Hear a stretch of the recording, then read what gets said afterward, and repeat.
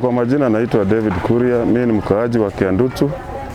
Tumekuwa na shida ya mafuriko na saa hii ndio tumeanza kuona mafuriko tangu hii kampuni ijengwe hapa. Tumefungiwa njia na mtu mmoja anaitwa Dirango, na tukimwambia tufungulie maji hapa haja akatufungulia. Tukienda kupeleka shida yetu kwa wakubwa, malalamishi yetu kwa wakubwa, hakuna chochote inafanyika juu ni mtu ako na pesa anaogopewa. So sisi tu tunaumia na tunavumilia tu kuumia. Tungeomba serikali kuu iingilie hii mambo. Juu watoto wetu wanaumia. Sasa hata chakula ya kula hatuna. Yote imebebwa na maji. Vitu za nyumba zimeharibika, vitabu za watoto, viatu za shule, hakuna kitu tuko nayo. Hata nguo zote zimebebwa na maji. Tungeomba serikali kuu iingilie hii maneno. Juu mtu anaogopewa sana. Tukienda kuripoti, hakuna ripoti unaweza andikiwa. Jana alikuwa hapa akatishia watu wengi sana. Hata maneiba ukiwauliza wako hapa, ile maneno yote alisema hapa. Tungetaka kujua hii kampuni kama ni halali pia.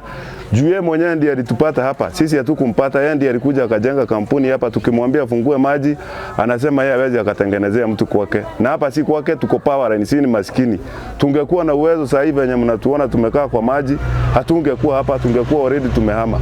Lakini juu hatuna uwezo ndio maana tuko hapa. Tunaishi kwa maji, hata magodoro yetu tunalalia ikiwa na maji. Mimi naitwa Kiandutu ama nasomea hapa MKU. Sasa mimi nilihama nikakuja huku kukosa fees. Sasa nikakuja nikaingia hapa ghetto. Sasa nikapata crisis hizi tunakuja nazo. Hata hapa ile siku kulinyesha na hii ni siku kama ya 4 na bado tunaona tuko na mvua huko. Sasa nilikuwa nauliza kwani huko hakuna serikali? Hakuna mtu wa kutetea ule mwingine. Hii ni crisis. You cannot live with people like this. You have children, little children. My books have been terrorized. Hata zenyewe zimepotea. Sasa zimenyeshewa, nitasomea na kesho naenda exam vipi? Na nimekomboa hiyo nyumba. Sasa bila mimi nataka kuuliza wale watu wanafaa waende watutetee bana. Kama tuko grassroots, we have value house. Mimi ni mama Ses na mimi niko na watoto wawili. Shwari watoto, nyumba imejaa maji. Mimi ni maskini kabisa. Mimi nalala chini na watoto wangu. Saa hii mattress iko na maji, blanketi ziko na maji. Saa hii unalala kama umeshika watoto. Sasa tunaenda wiki moja sasa imeisha maji ikiwa kwa nyumba. Tumejaribu kuteta, tumeenda hadi kwa Nema, bado hawajakuja kutusaidia. Tutafanya nini sasa? Watoto sasa hivi wako hadi na homa. Unanunua dawa, maji bado iko, wanalala kwa hiyo nyumba, tutafanya nini? Niko na mtoto mdogo wa miaka 2 hapa, mwingine miaka 3. Chakula, unga zote zilipata maji, yani kila kitu imeharibika.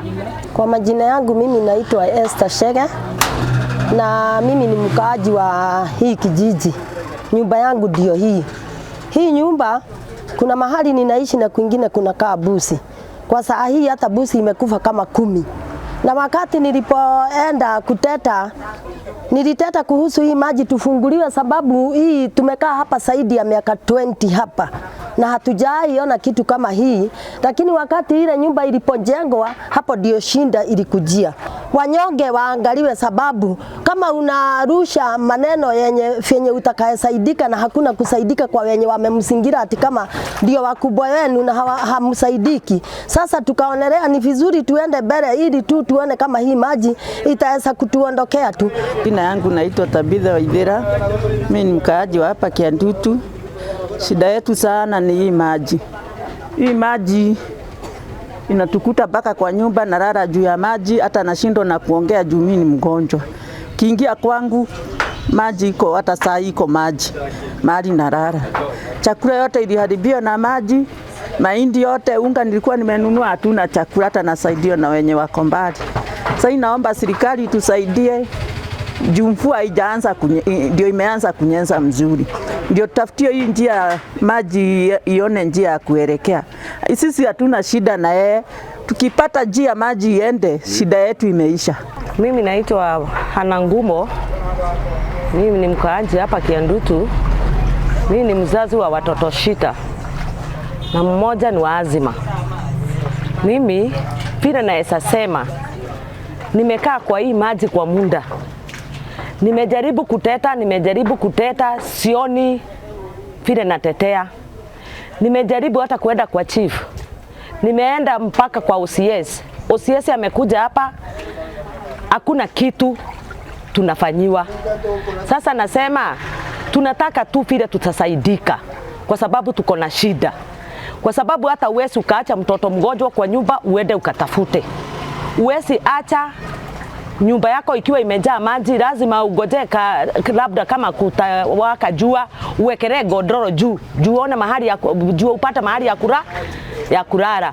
Sasa sisi serikali tunawaomba sana, shule isifunguliwe, tuwe tena tu tunateseka juu ya hii watoto, kwa sababu hakuna kitu ya kesho kwa hii dunia ni mtoto.